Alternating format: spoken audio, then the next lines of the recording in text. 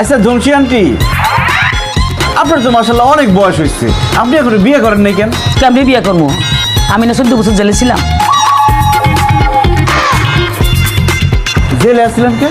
খুন করছিলাম। ইয়াল্লাহ, আপনি কারে খুন করছেন? আমার স্বামীরে। কেন? আমার স্বামীরে আমি ভালোই বাসতাম, সেও আমার ভালোবাসত। একদিন তার লাগে খুব যত্ন কইরা ডাল রান্না করতে গেছি। ও পাশে ছিল, পাকঘরে ছিল, আর পাশে বসা ছিল। আমি রান্না করতেছি, সে দেখতেছে, আমি রান্না করতেছি, সে দেখতেছে। রান্না শেষ, তারপর বললাম, ওগো স্বামী, ডালটা একটু চেকে দেখো। সে মুখে দিছে, ওরে গোলাপের পর ডালটা মুখে দিয়ে কাটালে লবণ কমেছে। দিলাম ডাল গুঁড়ো দিয়ে একটা বাড়ি জায়গা শেষ।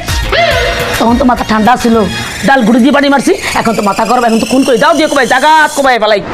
জামাই উঠো না কে, দাও দিয়ে কম দিব তো। হ্যাঁ গুট্টু, তুমি আমাদের কি পার্টি দেখাতে নিয়ে আসছো? সে তো সাক্ষাৎ একটা খুনি জেলখানার আসামি। এই পার্টি আমাদের পছন্দ হয় নাই, অন্য পার্টি দেখাও। হ্যাঁ ভাই, পছন্দ হয় না কোনো সমস্যা নাই, আফার কালেকশনে আরো মেয়ে আছে, চলেন আমরা ওদিকে যাই। তো চলো তার কাছে। এই, তুই আমারে খুনি কইছস?